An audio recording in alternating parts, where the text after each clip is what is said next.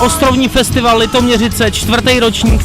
Ty, kdo to dneska rozjížděli, tak to byli Rimorty, kluci, čau. Ahoj, čau. Když jste ukázali všichni tohle, všichni ukazují, ne tohle všichni ukazují. Mě právě zajímá, co to je? Mě to připomíná až tak jako ďábelský symbol. Je to tak. Je to tak. Kluci, díky, ať se daří na další staci, čau. Díky, měj se, ahoj.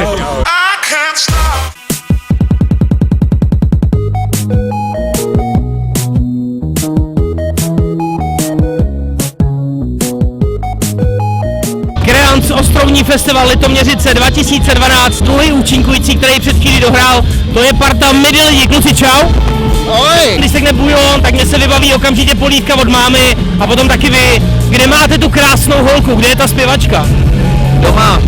Co tam dělá, proč není tady? Bude mít miminko. Ne. Jo? Kolik, jedno? Uvidíme. Jako, je to tajný? Nepočítaně miminek, zpěvačky, Midi lidi.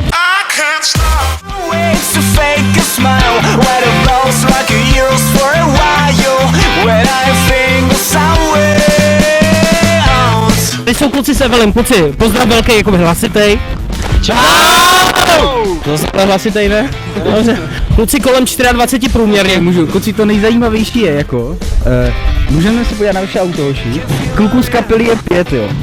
Ale protože si sebou prostě přivezli obrovitánský reprák, ze kterého hrajou, a je to ještě dokonce i multifunkční, protože je to i lednice, tak můžou jít jenom 2 autem a zbytek kapely jede vlakem. Ten váš styl mě zajímá strašně, protože já tam slyším vždycky úvod elektronika a pak se to rozjede v nějaký zběsilej jakoby kytarový nářez. Jak vás to napadlo, Ben? Co to jako je zhruba? Asi nějaký elektrorock zhruba bych řekl. Elektrorock, Evelyn, kdo jste tady nebyli, prošvihli jste velkou šanci vidět tyhle kluky živě, byly to ďáblové. To podstatný je, Ale že... podstatný je, kluci, máme tady od produkce info, pokyn, že byste si měli zbalit auto je do hajzlu, jo.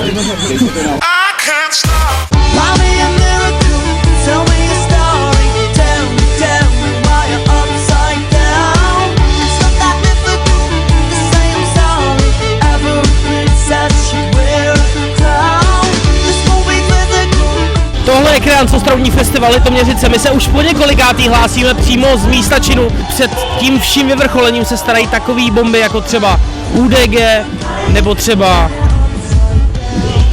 Charlie Strait. Ty jsou v tuhle chvíli za mnou. Kluci, dotaz zásadní. Jak vám chutná perník? Skvělý, výborný. Jak dlouho v tom jedeš tady v tom? Já jsem nováček, začátečník. Nováček, takže ještě nevíš, jak to bude potom, jo? No nic, teď si to vzal, uvidíme. Don't care about your kids, don't care about your beats. Hip hop, rock and pop, just hold on till the sick beat stop. Toxic girls, toxic girls, toxic, toxic, toxic. Čau. Dobrý den, ahoj. Čau. Jak se vám hrálo? Lidi byli super, hlavně to sluníčko jak zapadalo, to bylo úplně mystický, prostě babí léto, jako já jsem úplně nadšená. Meduza, to jede už dlouho, ty jsi to docela dlouho. Převzala jsi to po... Víš o Vildovi, jo? O Vildovi. Meduza. Vildu si... Dívaj Meduza občas, no. Vildu si převzala, je to už docela dlouho. No. Jak vám to funguje? Hele, funguje to skvěle, hlavně ještě, že do toho vztahu vstoupil Nasty, že jo, což je super jako týpek, moderátor, a je s ním hrozná prdel, takže my teď to děláme takhle všichni. Oni to teď dělají takhle všichni.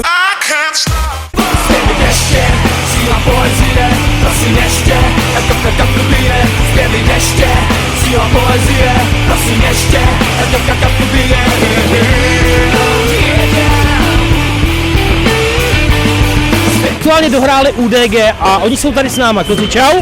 Čau. Jak se hrálo?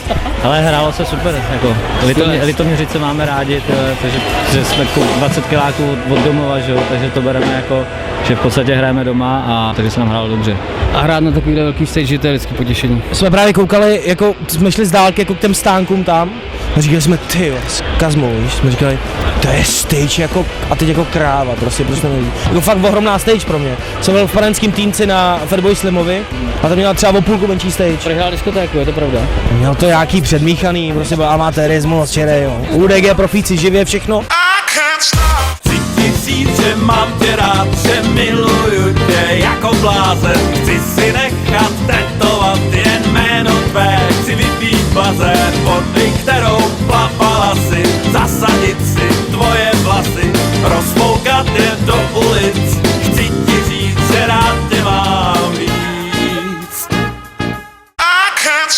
Kránc-Ostrovní festival Litoměřice dneska, v sobotu večer, je úplně jedno, co je za datum. Podstatný je, že vy víte, že se to vyhrává právě dneska.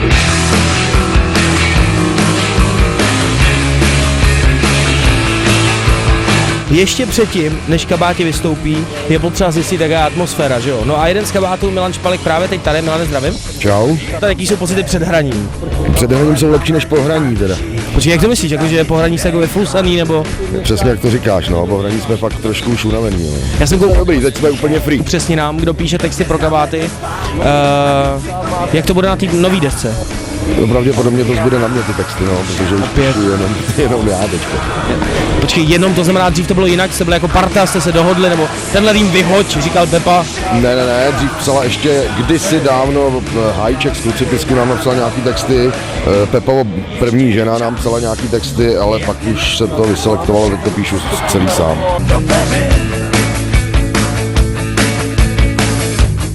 Okolo nás je toho tolik, co zkoušet, na jedno zdraví nevěřit. Víš, já mám spoustu známých podzemí, ani vámára si štěstí, všechno krásný zdá se mi. Víš, já mám spoustu známých podzemí, ani vámára si štěstí, všechno krásný zdá se mi. To jsme mi dávno proč, já mám spoustu známých podzemí, ať má vláda se štěstí, všechno krásný zdá se mi.